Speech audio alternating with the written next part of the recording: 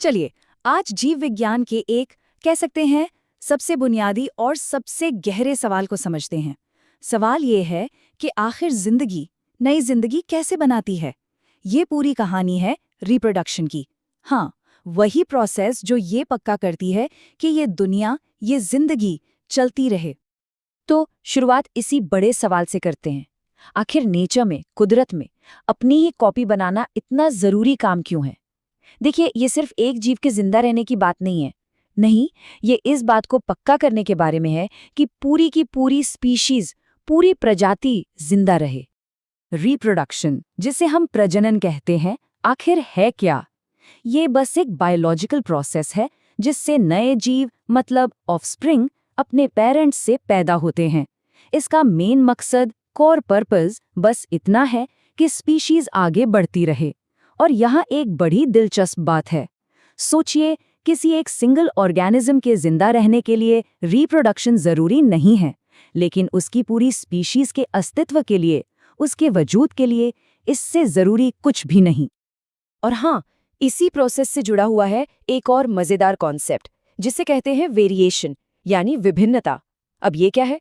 Simple शब्दों में, ये एक ही स्पीशीज के जीवों के डीएनए में जो छोटे छोटे फर्क होते हैं वही है। डीएनए को समझ लीजिए बॉडी का ब्लूप्रिंट।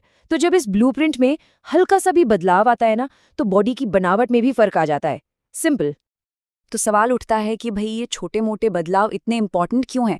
क्योंकि यही बदलाव हैं जो किसी भी जीव को बदलते एनवायरनमेंट में अडैप्ट करने की, ढलने की ताकत देते हैं। यही तो इवोल्यूशन की गाड़ी को आगे धक्का देते हैं, और इन्हीं से आगे चलकर नई नई स्पीशीज बनने की पॉसिबिलिटी पैदा होती है। सच कहूं तो जिंदा रहने की असली चाबी, की यही है। तो आगे क्या क्या है? हम बात करेंगे कि लाइफ अपनी संख्या क्यों बढ़ाती है, रिप्रोड्यूस करने के दो अलग अलग तरीके क्या हैं, फूलों में ये कैसे होता है, इंसानों में कैसे होता है, और आखिर में हेल्थ और कॉन्ट्रासेप्शन जैसे जरूरी टॉपिक्स पर भी बात होगी। चलिए शुरू करते हैं। ओके, तो नेचर में रिप्रोड्यूस करने के बेसिकली दो मेन रास्ते हैं। एक जिसमें सिर्फ एक पेरेंट काफी है, और दूसरा जिसमें दो की जरूरत पड़ती है। तो ये कहानी है 1 वर्सेस 2 की। अच्छा, तो इन दोनों में फर्क क्या है? देखिए, असेक्सुअल रिप्रोडक्शन में, यानी अलैंगिक प्रजनन, सिर्फ एक पेरेंट होता है। यहाँ कोई स्पेशल रिप्रोडक्शन सेल्स यानी गैमीट्स नहीं बनते, नहीं फर्टिलाइजेशन होता है। और जो ऑफस्प्रिंग होता है वो बिल्कुल अपने पेरेंट की जेनेटिक कॉपी, एक क्लोन होता है। वहीं दूसरी तरफ है सेक्सुअल रिप्रोडक्शन। यहाँ 2 पेरेंट्स इन्वॉल्व होते हैं, गैमीट्स बनते हैं, फर्टिलाइजेशन होता है, और इसलिए जो ऑफस्प्रिंग पैदा होता है वो जेनेटिकली अपने पेरेंट्स से अलग होता है। काफी क्लियर डिफरेंस है ना? चलिए पहले असेक्सुअल रिप्रोडक्शन की थोड़ी हैरान करने वाली दुनिया में चलते हैं। इसको आप कुदरत की कॉपीइंग मशीन भी कह सकते हैं। बिल्कुल, जहां कॉपी बनाने के लिए सिर्फ एक पेरेंट ही काफी है। और ये काम होता है कई कमाल के तरीकों से। सबसे पहले फिशन, जहां एक सिंगल सेल 2 या ज्यादा में टूट जाता है। फिर है फ्रैगमेंटेशन, इसमें एक ऑर्गेनिज्म टुकड़ों में टूटता है और हर टुकड़ा एक नया जीव बन जाता है। वाओ! फिर है रीजेनरेशन, जिसमें एक कटा हुआ हिस्सा पूरा का पूरा नया ऑर्गेनिज्म बना लेता है। सोच के देखिए। फिर बडिंग है, जहां पेरेंट की बॉडी से एक छोटा सा आउटग्रोथ निकलता है और नया जीव बन जाता है। और आखिर में स्पोर फॉर्मेशन, जिसमें छोटे छोटे प्रोटेक्टेड सेल्स रिलीज होते हैं जो कहीं और जाकर ग्रो करते हैं। तो अब देखते हैं कि कौन क्या करता है। जैसे अमीबा, वो सिंपल बाइनरी फिशन से डिवाइड हो जाता है। प्लाज्मोडियम मल्टीपल फिशन करता है। स्पाइरोगायरा फ्रैगमेंटेशन से बढ़ता है। प्लेनेरिया, ये तो रीजेनरेशन का जादू दिखाता है, मतलब उसके टुकड़े कर दो और हर टुकड़ा नया प्लेनेरिया बन जाएगा। हाइड्रा बडिंग करता है, और राइजोपस स्पोर फॉर्मेशन। मतलब कुदरत की जो डाइवर्सिटी है वो यहाँ साफ दिखती है। Incredibly amazing. ओके, तो असेक्सुअल रिप्रोडक्शन से आगे बढ़ते हैं सेक्सुअल रिप्रोडक्शन की तरफ। और इसको समझने के लिए ना फूलों से बेहतर एग्जाम्पल क्या हो सकता है। फूल सेक्सुअल रिप्रोडक्शन का एकदम परफेक्ट और खूबसूरत ब्लूप्रिंट है। एक फूल के अंदर ही उसके रिप्रोडक्टिव पार्ट्स छिपे होते हैं। जो स्टेमन है वो मेल पार्ट है। ये पॉलन ग्रेन्स बनाता है जिनके अंदर मेल जर्म सेल्स होते हैं।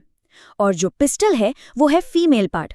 इसके अंदर ओवरी होती है जिसमें फीमेल जर्म सेल्स होते हैं। और हाँ, फूल भी 2 तरह के हो सकते हैं। यूनिसेक्सुअल, जैसे पपीता, जिसमें या तो सिर्फ मेल पार्ट होगा या फीमेल, या फिर बाइसेक्सुअल, जैसे गुड़हल, जिसमें दोनों ही पार्ट्स मौजूद होते हैं। तो ये सफ़र शुरू कैसे होता है? पहला स्टेप है पॉलिनेशन, मतलब पॉलन का एंथर से स्टिग्मा तक का सफ़र। उसके बाद जर्मिनेशन होता है, जहाँ एक पॉलन ट्यूब ओवरी तक अपना रास्ता बनाती है। फिर आता है मेन इवेंट, फर्टिलाइजेशन, जब male germ cell female germ cell से मिल जाता है और एक जाइगोट बनता है। और बस इसके बाद डेवलपमेंट शुरू।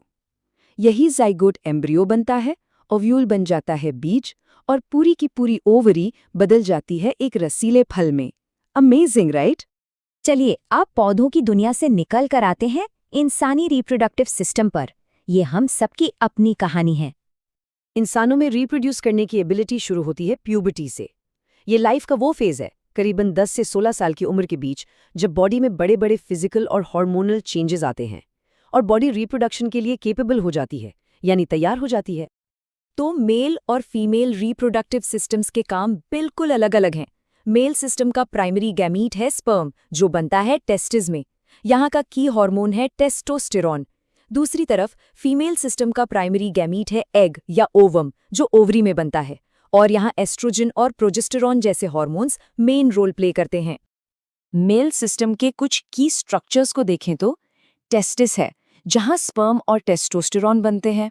फिर है वाज डिफरेंस, जो एक तरह का ट्रांसपोर्ट पाइप है स्पर्म के लिए।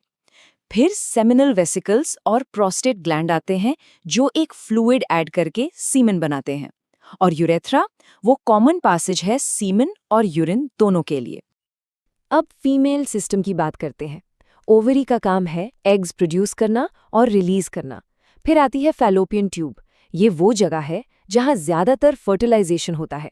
यूटेरस यानी गर्भाशय, ये वो जगह है जहाँ एम्ब्रियो इम्प्लांट होता है और डेवलप करता है। और आखिर में वजाइना, जो स्पर्म रिसीव करती है और बर्थ कैनाल का भी काम करती है। और जब एक बार एम्ब्रियो यूट्रस में इम्प्लांट हो जाता है, तो एक कमाल की चीज़ बनती है जिसे कहते हैं प्लेसेंटा। ये एक टेम्परेरी ऑर्गन है, सोचिए, सिर्फ प्रेगनेंसी के दौरान बनता है। ये डेवलपिंग एम्ब्रियो को यूट्राइन वॉल से जोड़ता है। इसका काम एम्ब्रियो तक ऑक्सीजन और न्यूट्रिएंट्स पहुंचाना और उसके वेस्ट प्रोडक्ट्स को बाहर निकालना। सच में ये एम्ब्रियो के लिए एक पूरा लाइफ सपोर्ट सिस्टम है। ओके, तो अब तक हमने सारी बायोलॉजी समझ ली। अब इस नॉलेज के प्रैक्टिकल एप्लीकेशन पर चलते हैं, मतलब रिप्रोडक्टिव हेल्थ, चॉइस और कॉन्ट्रासेप्शन। सबसे पहले कॉन्ट्रासेप्शन है क्या? ये बस प्रेगनेंसी को रोकने के लिए जो मेथड्स या टेक्निक्स इंटेंशनली यूज की जाती हैं, उन्हें कहते हैं। और इसके कई तरीके हैं। पहली कैटेगरी है बैरियर मेथड्स। इसका काम सीधा है स्पर्म को एग तक पहुंचने से फिजिकली रोकना, एग्जाम्पल कंडोम्स। दूसरी कैटेगरी हार्मोनल मेथड्स। ये हार्मोन्स को बदलकर एग को रिलीज होने से यानी ओव्यूलेशन से रोक देते हैं, जैसे कि ओरल पिल्स। फिर आते हैं आईयूसीडीज, जैसे कॉपर टी। ये एक डिवाइस है जो यूट्रस में लगाया जाता है ताकि इम्प्लांटेशन ना हो सके। और आखिर में है सर्जिकल मेथड्स। ये एक परमानेंट सोल्यूशन है जिसमें स्पर्म या एग के ट्रांसपोर्ट के रास्ते को ब्लॉक कर दिया जाता है, जैसे वैसेक्टमी या ट्यूबेक्टमी। लेकिन ये समझना बहुत ज़रूरी है कि ये सिर्फ बायोलॉजी का टॉपिक नहीं है, इसका इम्पैक्ट बहुत बड़ा है। ये अनइंटेंडेड प्रेगनेंसीज से बचाता है, फैमिली प्लानिंग में मदद करता है। कुछ मेथड्स, खासकर बैरियर मेथड्स, एसटीडीज यानी सेक्सुअली ट्रांसमिटेड डिजीजेज से भी बचाते हैं। और सबसे बड़ी बात, ये लोगों को अपनी रिप्रोडक्टिव हेल्थ पर कंट्रोल देता है, उन्हें एम्पावर करता है। तो आखिर में बस एक सवाल के साथ इस चर्चा को खत्म करते हैं। एक सिंगल सेल से लेकर एक कॉम्प्लेक्स इंसान तक रिप्रोडक्शन के इस पूरे मैकेनिक्स को समझने की हमारी इस एबिलिटी ने हमारी दुनिया और हमारे फ्यूचर को, हमारे आने वाले कल को कैसे रीशेप किया है, इस पर सोचना ज़रूर।